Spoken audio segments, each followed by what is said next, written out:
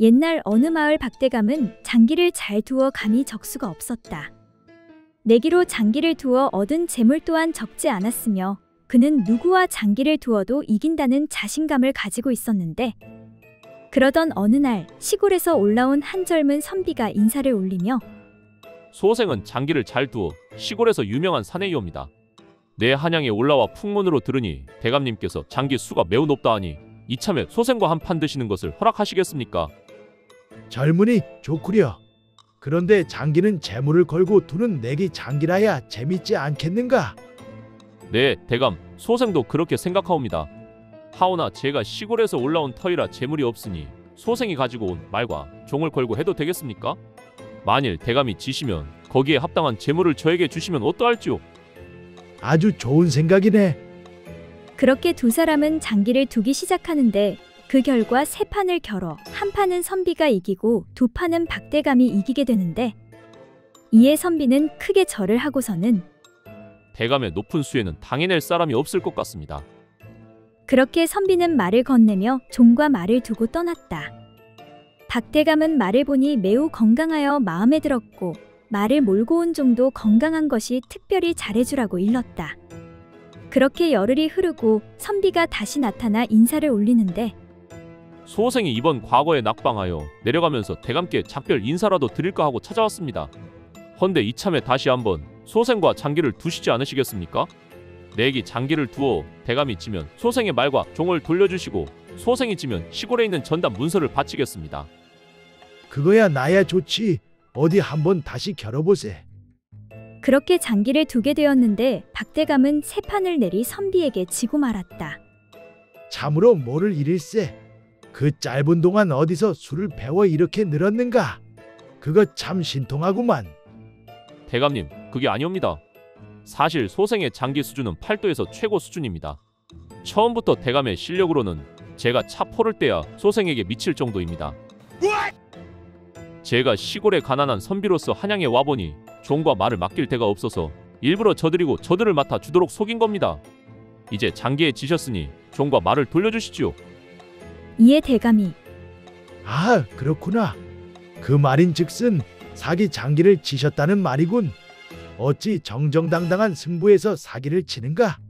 내 자네에게 곤장 20대에 열흘간 종과 말을 돌보아준 값으로 20냥을 받아야겠네.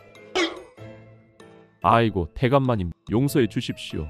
제가 시골에서 올라와 세상 물정을 몰라서 그만. 그냥 열량이 안 되겠습니까?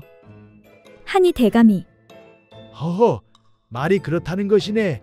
시골서 온 가난한 선비이고 내 그럴 줄 알고 열흘간 말과 종을 일시켰으니 본전은 뽑았네. 하니 이번 한 번만 눈 감아주겠네.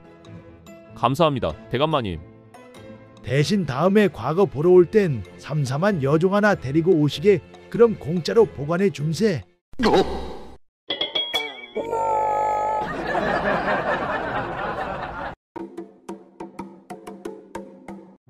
옛날 어느 마을에 새로운 기생 향월이가 그 짓을 심히 즐기고 남자의 그것이 크면 클수록 좋아한다는 소문이 돌았다. 그래서 그 소문을 들은 칠복이와 덕파리도 그 기생을 한번 품어보려고 노리고 있었다. 이보게, 덕파리 자네 그거 아는가? 향월이 말이야, 남정네를 아주 물고 뜯고 잡아먹는다고 하던데. 알고 말고. 나도 노리고 있는데 기회가 영 안 오네. 나한테 좋은 방법이 있는데 우리 누가 먼저 품어보나 내기나 한번 해볼까? 어떻게 말인가? 만일 그 기생을 만나면 내가 자네를 망아지압이라고 부르겠네. 아니, 뭐라고? 그게 무슨 말 같지 않은 소린가? 바로 자네 아랫도리가 말에 그것과 같이 크다고 말하는 것일세. 그러면 향월이가 그 소리를 듣고 자네에게 흠뻑 빠지지 않겠는가? 옳거니 그가 참으로 좋은 생각이구먼. 그리고 자네는 마찬가지로 나에게 구렁이압이라고 말해주게. 무엇이라? 구렁이압이? 나 역시 구렁이만큼 그것이 크다는 뜻일세. 그러면 그걸 들은 향월이가 환장하지 않겠는가? 이에 덕파리는 좋아하며 좋아, 그렇게 하도록 하세. 자네 머리는 참 비상하다니깐. 그리고 며칠 후 둘은 저작거리에서 향월이와 마주치게 되는데, 오, 저기 향월이가 오네. 어서 준비하시게.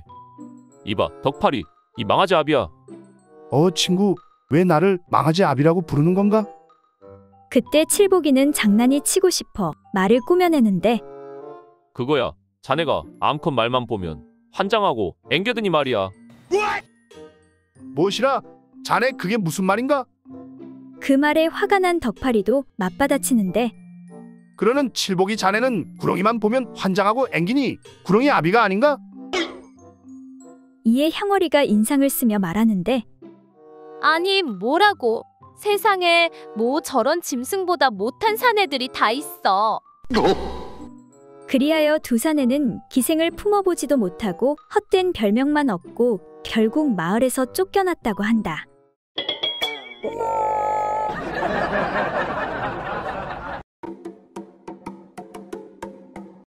옛날 어느 마을에 어떤 여인이 임신을 하였는데 10달이 다 찼는데도 아이가 나오지를 않는 것이었다.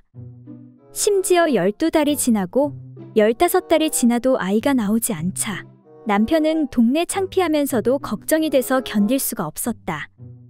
여보, 다른 사람들은 10달이면 아이를 낳는데 당신은 어째 여지껏 낳지 못하는 거요? 도대체 어찌된 노릇이오? 남편은 용하다는 의원과 산파를 불러 살펴보았지만 원인을 알 수가 없었다. 이에 마지막으로 용한 무당을 불러왔는데 도대체 아이가 어떻게 된 것입니까? 무당이 배가 잔뜩 부른 아내를 여기저기 살피더니 말했다. 아이는 건강하니 걱정하지 마시오. 그런데 아이가 눈을 뜨고 뱃속에 자리를 잡고는 나오려고 하지 않고 있어. 아니, 뭐라고요? 그게 무슨 소리입니까? 그래도 아이가 건강하다니 그건 다행이군요. 그런데 대체 왜 안 나오려 하는 것입니까? 내가 도술로 아이와 이야기를 할 수 있도록 해줄 테니 직접 물어보도록 하시오. 이에 남편이 아이에게 묻는데 얘야, 너 왜 나오지 않고 거기서 뭐 하는 것이냐? 하니 아이가 나가면 뭐래요? 그냥 여기서 장사나 해먹고 살지요. 아니, 장사라니 거기서 무슨 장사를 한단 말이냐? 머리 상투 트는데 쓰는 망건 장사나 하려고요. 뭐라? 이거 웃긴 놈일세. 망건 장사를 하려면 터럭이 많이 있어야 하는데 그곳에 뭐가 있다고 그러느냐? 그건 아버지도 잘 아시면서 여기 앞에 대문간에는 터럭이 얼마든지 있잖아요. 뭐라고? 그러면 망건을 만들어 누구에게 팔 생각이냐? 하니 아이가 답하기로 내가 바깥 세상에 나갈 틈도 안 주고 맨대가리로 시도 때도 없이 들락날락거리는 그놈에게 팔지요. 아니, 뭐라고? 나는 네 엄마가 배부르기 시작하면서 한 번도 들어간 적이 없는데 그게 무슨 말이냐? 이에 화가 머리 끝까지 난 남편이 아이에게 도대체 그 맨대가리가 어떻게 생겼는지 자세히 한번 말해보거라.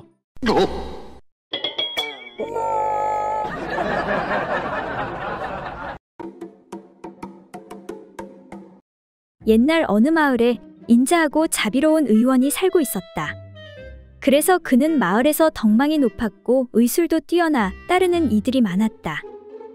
그러던 어느 날 마당을 쓸고 있는 칠복이를 보았는데 인상이 좋지 않아 불러 물는데 예, 칠보가 이리 좀 와보거라. 예, 의원 어른, 무슨 시키실 일이라도 있으십니까? 너 무슨 일 있느냐? 요즘 들어 안색이 왜 그러느냐? 무슨 병이라도 있는 것이냐? 내가 한번 진찰해 주랴. 의원님, 아무것도 아닙니다. 병 같은 건 없습니다. 괜찮으니 어서 말해보거라. 그게 사실은 말입니다. 제가 올해 18 장가갈 나이인데 글쎄 아랫도리에 아직 머리카락이 자라지 않았습니다. 그래서 창피해서 친구들하고 같이 몇감으로 내과도 못 나가고 돌쇠놈이 아직 어린 아이라고 놀리기도 하고요. 아, 그렇구나. 창피해 말거라. 그건 병이 아니다. 사람마다 조금 빠르고 늦은 차이만 있을 뿐이지. 그리 걱정된다면 고칠 방도가 있느니라. 정말이십니까, 의원나리? 그럼 창고에 가서 이 약초를 갈아서 물에 섞어 매일 밤 자기 전 털이 없는 그곳에 바르도록 하여라. 그럼 털이 예쁘게 잘 자라날 것이니라. 네, 의원 어른 감사합니다. 참말로 감사합니다요.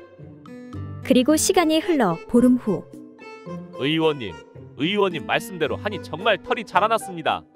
이제 더 이상 창피하지 않고 이제는 진짜 어른이 된 것 같습니다. 그래, 이제 자신감 잃지 말고 다니거라. 네가 일도 잘하고 부족한 게 뭐가 있느냐? 네, 알겠습니다. 의원어른 정말 감사합니다. 그렇게 칠복이는 자리를 뜬다. 허허, 고울리게 때부터 봤는데 벌써 털이 날 나이가 되었다니 세월 참 빠르구나. 그때 여종 사머리가 보이는데 예, 사모라. 아까 안 사람이 너를 급히 찾던데 어서 가보거라. 네, 안방마님이 저를 찾으신다고요? 아니, 그런데 너 얼굴이 왜 그러느냐? 무슨 병이라도 있느냐? 아니요, 저는 건강한데요. 그래, 그럼 만나는 남자라도 있느냐? 아니요, 전 남정네 손 한번 못 잡아봤는데요. 그렇다면 알겠다. 가보거라. 이때 안방마님이 달려오는데 아니, 사머리 이것이 왜 불러도 안 오는 게야? 그것보다 여보 영감 큰일이 났어, 큰일이. 아니, 그래 무슨 일이요? 호들갑 떨지 말고 천천히 말해보시오. 아니 글쎄, 내 손이 손이 뭐 어쨌단 말이오? 이것 좀 보시구려. 내 손이 원숭이 손이 되어버렸어.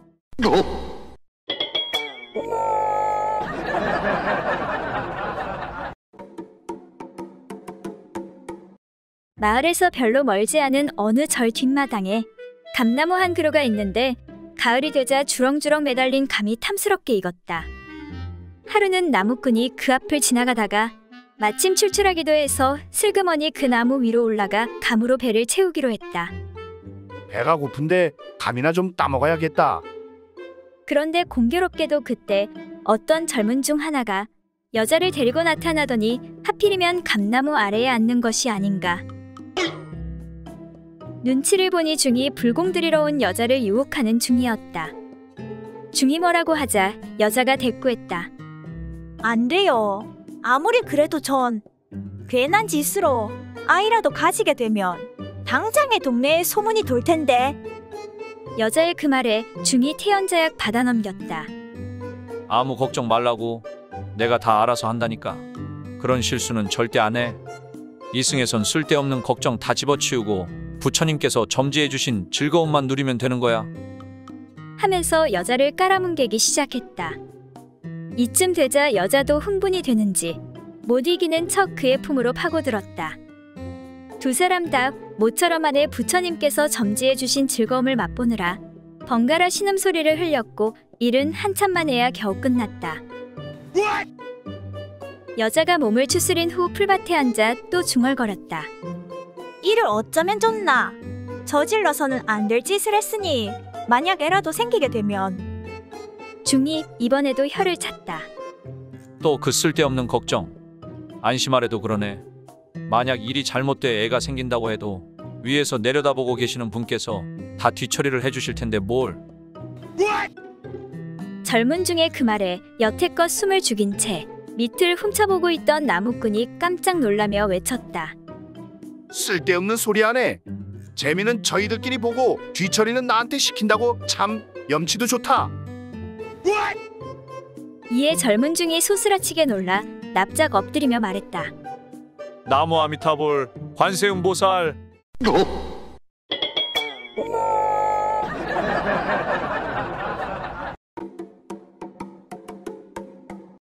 옛날 어느 마을에 어리숙한 처녀 말자가 내일 혼례를 치르게 되었다. 바로 같은 대감댁종으로 살고 있는 떡새와 백년가약을 맺은 것이었다. 말자는 행복했지만 지금까지 남자 손 한 번 못 잡아봐서 모든 게 낯설고 두려웠다. 그래서 어려서부터 친자매처럼 지냈던 춘자에게 이런저런 조언들을 듣기로 하였다. 그러니까 이제 마지막으로 가장 중요한 것을 이야기하자면 남자는 말이지 자고로 그게 없으면 남자가 아닌 것이야. 바로 양다리 사이에 솔방울이 2개 있어야 해. 딸랑딸랑 솔방울 말이야. 그리고 중간에 튼튼한 가지가 하나 있어야 돼. 그게 시들시들하면 영 남자고시를 못한다니까. 잘 기억해야 돼. 솔방울 2개의 가지 하나야. 솔방울 2개의 가지 하나. 춘자의 조언을 가슴에 새겨들은 말자는 드디어 첫날 밤을 치르게 되었다. 그리고 다음 날 말자는 일은 아침부터 춘자를 찾아가는데 성님, 큰일 났어라. 큰일. 아니 글쎄, 우리 서방님이 남자가 아닌가 보. 아니, 그게 무슨 소리야? 딱 봐도 건장하고 힘 좋은 사내잖아. 성님이 기억하라고 말한 거 있잖소. 솔방울 2개, 가지 하나. 그래, 그랬었지. 어제 첫날 밤을 치렀는데 부끄러워 눈을 감으려고 하다가 성님 말이 생각나 일이 끝날 때까지 2눈 번쩍 뜨고 지켜봤어라. 아, 근데 우리 서방님 다리 사이에 솔방울 2개랑 대추 1개가 있지 못이요. 그러더니 좀 있다가 솔방울 2개에 무한개가 되더니 또 좀 있다가 다시 솔방울 2개에 대추 1개가 돼버렸소. 성님, 우리 서방이 무슨 큰 병이 있는 것 같은데 어찌하면 좋겠소. 이에 춘자가 웃으며 걱정 붙들어매. 내가 말을 안 했는데 원래 커졌다 작아졌다 하는 거야. 그나저나 가지가 아니라 무우라니 부럽다 부러워 동생. 이에 말자가 걱정스런 얼굴로 다시 말하는데 성님, 그게 다가 아니어라. 아, 글씨 나한테다 오줌까지 싸버렸소.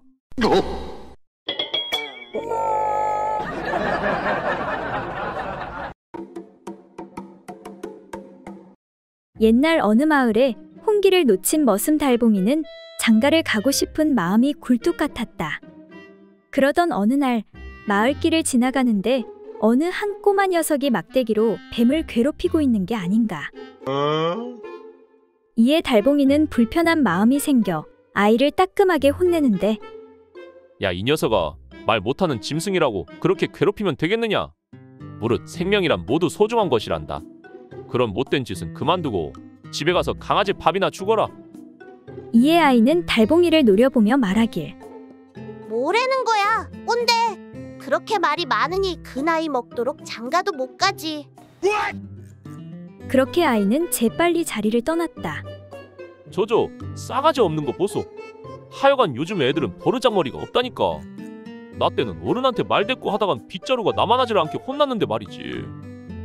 그렇게 뱀과 마주한 달봉이가 뱀에게 이놈아, 여긴 위험하니 다시는 사람 사는 마을에 내려오지 말거라. 그러니 내 보금자리인 산에 올라가서 잘 지내도록 하거라. 이에 뭔가 생각에 잠긴 듯한 뱀이 갑자기 쏜살같이 달봉이의 거시기를 물어버리는데 그리고는 순식간에 사라져버렸다.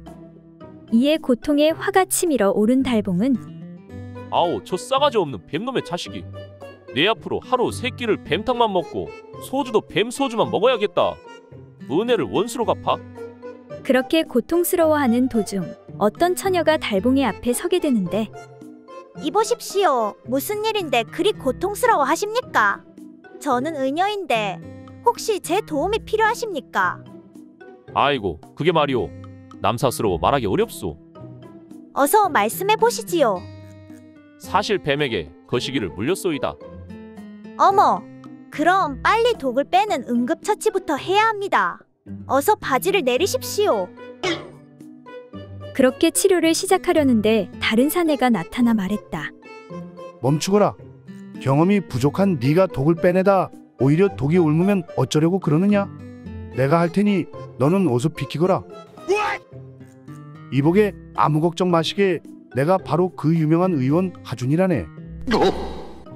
그렇게 달봉이는 무사히 치료를 받았고 그 후 전국에서 알아주는 땅꾼이 되었다고 한다.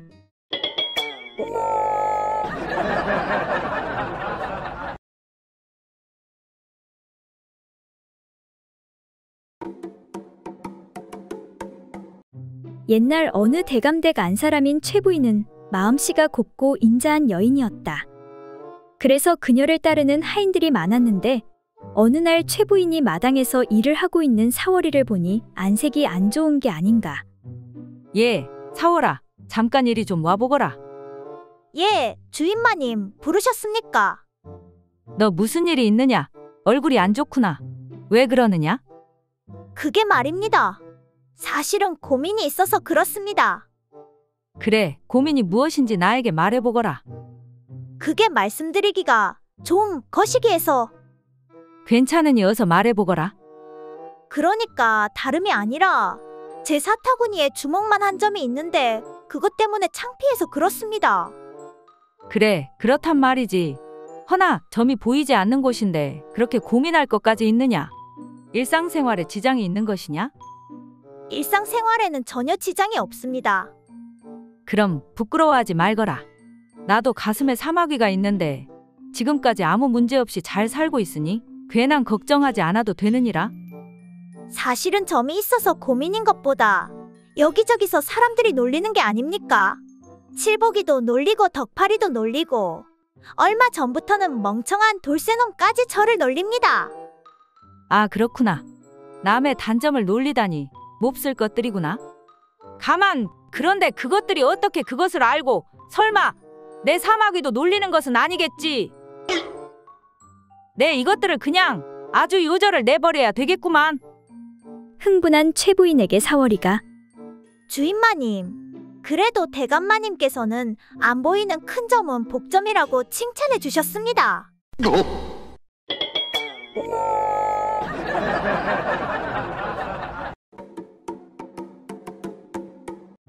옛날 어느 마을에 여자를 한 번도 접해보지 못한 순진하고 어리숙한 사내가 장가를 가게 되었다.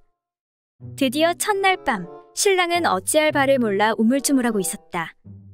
아이고 참 이걸 뭐 어찌해야 한다냐. 그러자 참다 못한 신부가 신랑을 이끌어 자신의 은밀한 그곳에 사내에 그것을 집어넣었다. 바로 그 순간 사내는 화들짝 놀라며 급히 뒤로 몸을 뺐다.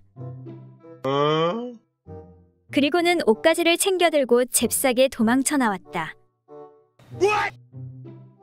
그로부터 며칠이 지난 어느 날이었다. 사내가 조심스럽게 자기 집 근처에 나타나서 이웃집 할머니를 붙잡고 물었다. 할머니, 이 집 색시가 아랫배를 찔려 구멍이 난 모양인데 혹시 아직 살아있나요?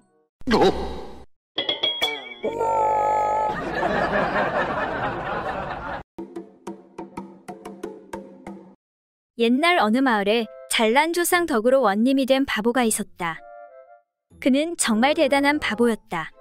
하지만 다행히도 똑똑한 마누라를 두어 어떤 일이 있을 때면 일일이 부인에게 물어서 해결하곤 했다. 그런데 재판을 하는 일만은 그럴 수가 없어서 부인을 잘 보이는 곳에 몰래 앉혀놓고 부인의 손짓에 따라 모든 일을 처리하는 방식을 썼다. 그러던 어느 날 죄인 하나가 붙잡혀 들어왔는데 도무지 어떻게 해야 할지 알 수가 없었다. 사또나리, 한 번만 용서해 주십시오. 다급해진 바보원님이 얼른 부인이 앉아있는 쪽을 쳐다봤다. 그러자 부인이 손바닥을 밑으로 엎어 보이는 것이었다. 아, 엎어놓고 볼기를 치라는 소리군. 이에 바보원님이 명령을 내렸다. 여봐라, 그놈을 엎어놓고 매우 치도록 하여라. 사령들이 달려들어 사정없이 죄인의 볼기를 치기 시작했다. 아이고, 나 죽네, 나 죽어. 죄를 지었다지만 쉬지 않고 볼기를 계속 맞는 사람을 보니 원님은 딱하다는 생각이 들었다. 그래서 다시 부인이 있는 쪽을 쳐다보니 부인이 그제서야 손바닥을 젖혀 보였다. 그것은 이제 그만 때리라는 신호를 보내는 것이었다. 하지만 바보원님은 그것을 알아듣지 못하고 다시 이런 명령을 내렸다. 여봐라, 그놈을 당장 뒤집어 놓아라. 명령대로 죄인을 똑바로 눕혀놓으니 바지가 내려진 그 몰골이 가관이 아니었다. 죄인은 아픈 것은 고사하고 창피해서 죽을 지경이었다. 아이고, 누가 제 소중히 좀 가려주십시오. 부탁합니다. 그 광경을 본 원님의 부인은 웃음을 참을 수가 없었다. 하지만 채통이 중요해 차마 대놓고 웃을 수는 없어서 손가락을 깨물며 웃음을 참았다. 그런데 마침 그 모습을 본 바보원님이 다시 명령을 내렸다. 여봐라, 어서 저놈의 소중이를 깨물어라.